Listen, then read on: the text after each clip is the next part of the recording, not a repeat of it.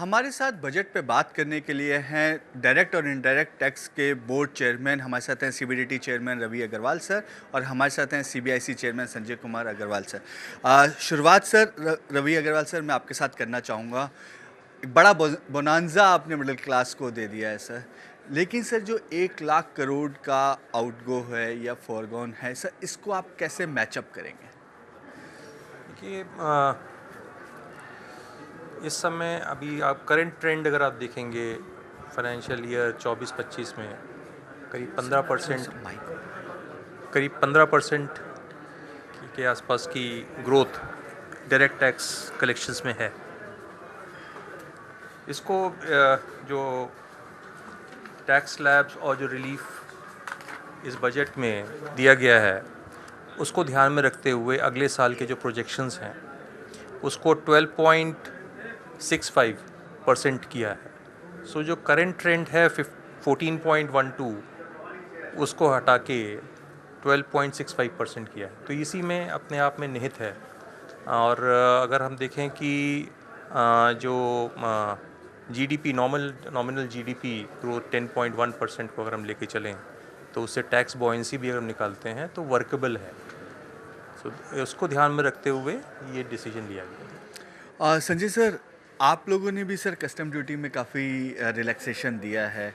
शुरुआत में custom duty से करना चाहूँगा सर, यदि आप हमें एक स्पेसिफाई कर पाएँ कि ऐसे कौन से प्रोडक्ट्स या कितने प्रोडक्ट्स हैं जो यूएस से इंपोर्ट होते थे, उन पे आपने बेसिक कस्टम ड्यूटी में रिलैक्सेशन दिया है?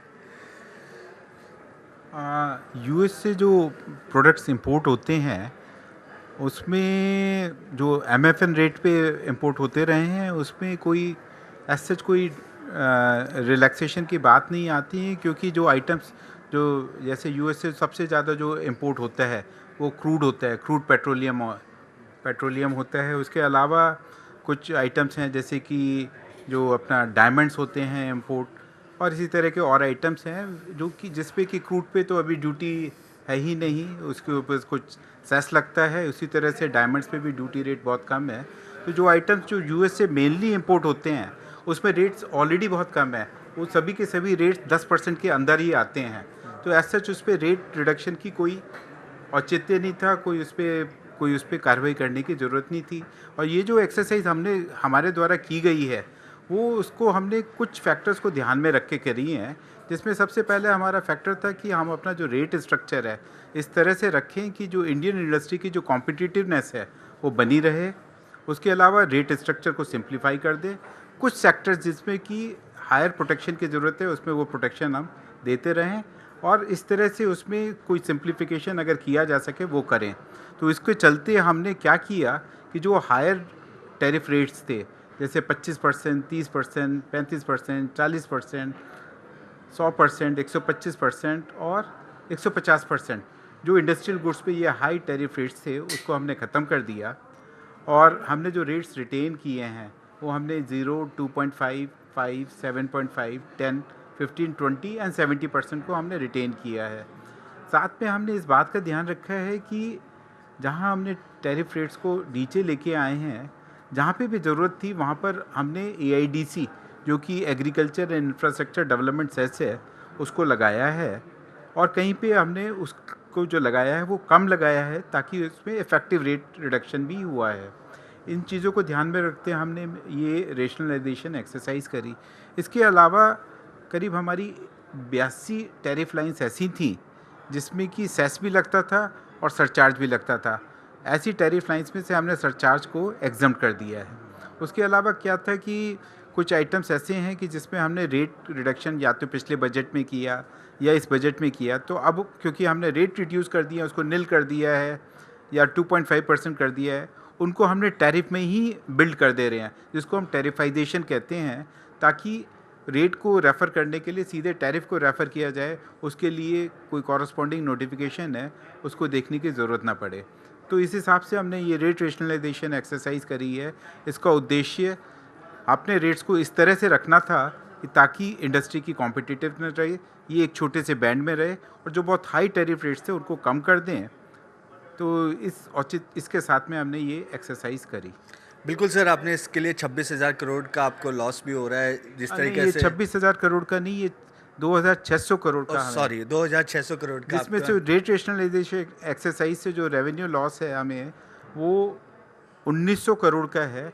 बाकी उसके अलावा हमने कुछ आइटम्स पे एग्जम्पशंस दिए हैं, इंडिविजुअल केसेस हैं वो, उसके हिसाब से हमें करीब 700 करोड़ का एडिशनल रेवेन्यू लॉस है। रवि सर, इसके साथ साथ जिस तरीके से वित्त मंत्री ने कहा कि अगले हफ्ते वो नया इनकम टैक्स जो ड्राफ्ट नोट है या ये कहें कि जो अमेंडमेंट है उसको वो पार्लियामेंट लेके आएंगे, इससे कितना बदलाव होगा, किस तरीके का बदलाव होगा और कितना असर आम टैक्स पेयर्स की ज़िंदगी पे पड़ेगा?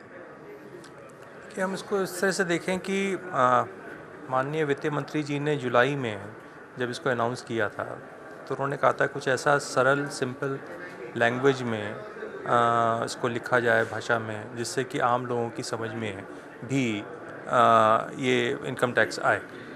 तो उसी फिलॉसफी से हम लोगों ने ये लास्ट 6 मंथ्स में ये हमने एक्सरसाइज किया है।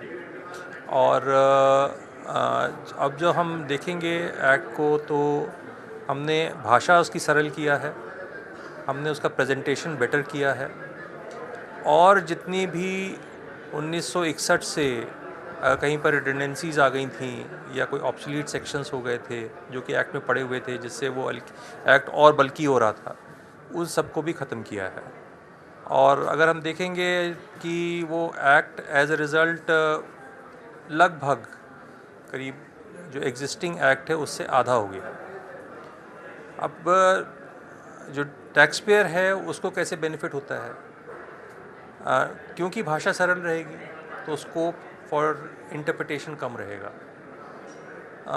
लोगों को अगर समझ में अगर आता है भाषा तो बेटर उसका इम्प्लीमेंटेशन बेटर होगा, लिटिगेशन कम होगा, बिज़नेस में ज़्यादा क्लैरिटी आएगी, टैक्स सर्टेनिटी ज़्यादा आएगी। तो ये सब इसके एसोसिएटेड एडवांटेजेस हैं जो कि इस एक्ट से होंगे। जैसे अभी मैं आपको बताऊं कि इस बार भी हमने उसी फिलॉसफी से जितने भी अमेंडमेंट्स हुए, अभी जो करंट फाइनेंस बिल है उसके साथ साथ हमने FAQs भी, डिटेल्ड FAQs हर एक के, नहीं, बहुत अच्छा इनिशिएटिव है सर वो। हर एक प्रोविज़न के ऊपर, हर एक अमेंडमेंट के ऊपर कि हमारा मतलब क्या है, उस एक सेंटेंस को अगर हमने लिखा उससे मतलब क्या है, पहले का बैकग्राउंड क्या था, किस लिए हमने वो अमेंडमेंट किया, और उससे अब क्या टैक्स पेयर को क्या उसकी लायबिलिटी है या उसके राइट्स है, वो सब पूरा हमने बताया है।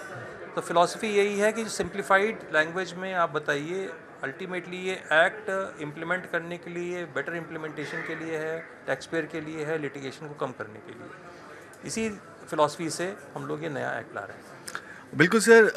संजय सर, आप भी कस्टम के अंदर काफ़ी चेंजेस कर रहे हैं, क्या इस जो अभी बजट में अनाउंस हुआ कि जो केसेस हैं जो ऑडिट में नहीं है, इन्वेस्टिगेशन में नहीं है, वो आप पेनल्टी भर के उनसे निकल सकते हैं, यदि आप खुद यदि वॉलंटरीली डिक्लेयर कर सकते हैं, तो इसको क्या हम एमनेस्टी स्कीम का नाम दें या एक तरीके का एक स्कोप है आपके पास, आप बताइए और पैसा भरिए और आगे निकल जाइए? इस विषय में मैं आपको ये बताना चाहूँगा कि बजट से पहले हम सुझाव मंगाते हैं, और हमें जो सुझाव मिला था वो उसको लेके मिला था कि कई केसेस में जहाँ उनको जो इम्पोर्टर्स या एक्सपोर्टर्स ने अपने जो self assessed bill of entry या शिपिंग बिल फाइल करे हैं, अगर बाद में उन्हें उसमें कोई रिवीजन करने की ज़रूरत है तो उन्हें पहले अपील में जाना पड़ता है। तो उन्होंने कहा कि आप ऐसा कुछ प्रोविज़न बना दीजिए कि उन्हें एक सिंगल अपील फाइल करने पड़े। लेकिन बजट में जो इस बार ये एक नया सेक्शन 80 ने लेके आए हैं, ये जो उनकी जो आस थी उससे कहीं बढ़कर है। उसमें ये किया गया है कि जो वो अपना self assessed bill of entry file करते हैं, अगर क्लियरेंस के बाद में उसको वो रिवाइज़ करना चाहते हैं और रिवीजन से अगर उन्हें कुछ एडिशनल टैक्स भरने की ज़रूरत पड़ती है, तो वो अपना बिना डिपार्टमेंट के इंटरवेंशन के वो उस टैक्स को इंटरेस्ट के साथ भर दें, उस पर कोई पेनल्टी नहीं लगेगी।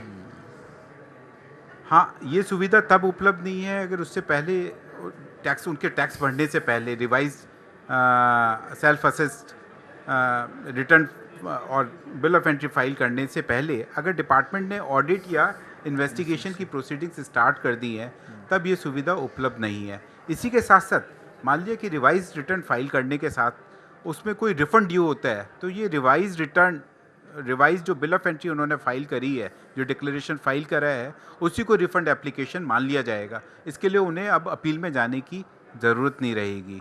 तो ये एक बहुत बड़ा कदम है, और जिससे जो एक ट्रेड को अपना अगर कोई उन्होंने वॉलंटरीली कोई चीज़ उनसे चूक हो गई थी अपना बिल ऑफ एंट्री फाइल करते समय, वो उसको सुधार सकते हैं ऑन देयर ओन।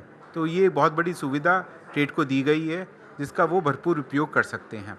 इसके अलावा एक दूसरा कदम भी हमने उठाया कि हमारे यहाँ कुछ केसेस में जो वो self assess bill of entry file करते हैं, उसके बाद में क्लियरेंस से पहले उसको प्रोविजनल असेसमेंट करने की ज़रूरत पड़ती है, क्योंकि या तो कुछ डॉक्यूमेंट्स उस टाइम में अवेलेबल नहीं होते हैं या कुछ फर्दर इंक्वायरीज़ करनी होती हैं, तो उसके लिए प्रोविजनल असेसमेंट किया जाता है। पहले आज तक उसमें कोई समय निर्धारित नहीं था कि उसको कब तक फाइनलाइज़ करना है। इस बार ये प्रावधान लेके आया गया है कि ये जो प्रोविजनल असेसमेंट है, ये 2 साल के अंदर फाइनलाइज़ करना होगा। कुछ सिचुएशन में सुपरवाइजरी ऑफिसर की परमिशन से इसको 1 साल तक और एक्सटेंड किया जा सकता है। कुछ सिचुएशन जहाँ पर कि ऐसी हैं कि मान लिया कि उस पर कोई स्टे है, कोर्ट से कोई स्टे है, तो जहाँ पे कि अधिकारी उसको फाइनलाइज़ नहीं कर सकते, इस तरह के रेस्ट्रेंट्स की वजह से वहाँ पे उनको एक्सेप्शंस में रखा गया है। सर ये अपडेटेड रिवीजन जो है वो तो आपने इनकम टैक्स में भी कर दिया है कि 2 साल आप कभी भी कर सकते हैं, ये एक अच्छा कदम है। लेकिन सर इसके आगे बढ़ते हुए मैं आपसे पूछना चाहूँगा, सर यूलिप के ऊपर आपने क्लैरिफिकेशन FAQ में भी है, सर वो थोड़ा सा आप इस पर क्लैरिटी दे पाएँ, क्या एम्बिग्यूटी थी, क्या नुकसान इनकम टैक्स को हो रहा था कि ये क्लैरिफिकेशन देने की आपको ज़रूरत पड़ी? यूलिप के रिडेम्पशन के कंटेक्स्ट में इसके 2 पैरामीटर्स थे। एक तो था कि जो प्रीमियम है वो 2.5 लाख से कम हो, और उसका ओवरऑल प्रीमियम जो उसका एश्योर्ड अमाउंट है उससे अगर 10% से कम अगर है तो एग्जेम्पशन में सेक्शन 10D के एग्जेम्पशन में वो आ जाता था। और अगर प्रीमियम अभी तक क्या था कि अब अगर प्रीमियम 2.5 लाख से ज़्यादा है तो वो एग्जेम्पशन में नहीं होता था, और उसको जो है टैक्स उस पर लगता था। प्रीमियम अगर 10% से ज़्यादा है वहाँ पर भी एग्जेम्पशन से तो वो हट जाता था, लेकिन वो टैक्स कहाँ लगे, किस हेडिंग में लगे, तो दैट वाज द प्रॉब्लम।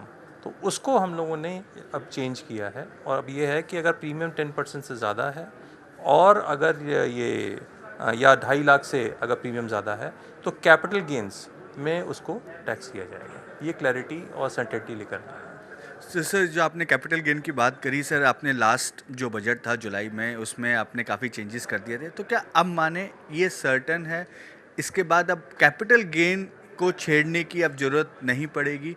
यदि क्योंकि एक बड़ा अनसर्टेनिटी हमेशा जब भी बजट आता है या कुछ इस तरीके का होता है तो ये मन में रहता है कि कहीं कैपिटल गेन को के साथ छेड़छाड़ ना हो। कैपिटल गेंस देखें, पिछले साल हमने काफ़ी कुछ उसमें चेंजेस किए, और चेंजेस किए थे इसे ठहराव के लिए ही किए थे कि एक बार चेंज कर देंगे उसके बाद एक लॉन्ग टर्म रिजीम इसका रहेगा, और इसीलिए काफ़ी कुछ उसमें से चेंजेस किए गए। ये मंशा नहीं है कि उसमें कहीं पर अभी कोई बदलाव किया जाए। ओके सर, GST की बात करें सर, आपसे मैं लास्ट सवाल है सर मेरा कि नेचुरल गैस को GST में हम कब तक ला पाएंगे, कब तक हम उसको GST काउंसिल के सामने इस मुद्दे को लेके जाएंगे और चर्चा करेंगे, या ATF में हमें एक तरीके से उस पर कंसेंसस नहीं बन पाया तो एक बार हमें अब थोड़ा उस पर स्लो जाना होगा, फिर दोबारा सोचना होगा नेचुरल गैस पे GST लाने का? पेट्रोलियम में नेचुरल गैस और ATF के ऊपर क्या उसको GST के दायरे में ले जा सकते हैं, इस पे 55th GST काउंसिल की मीटिंग में थोड़ी चर्चा हुई थी, लेकिन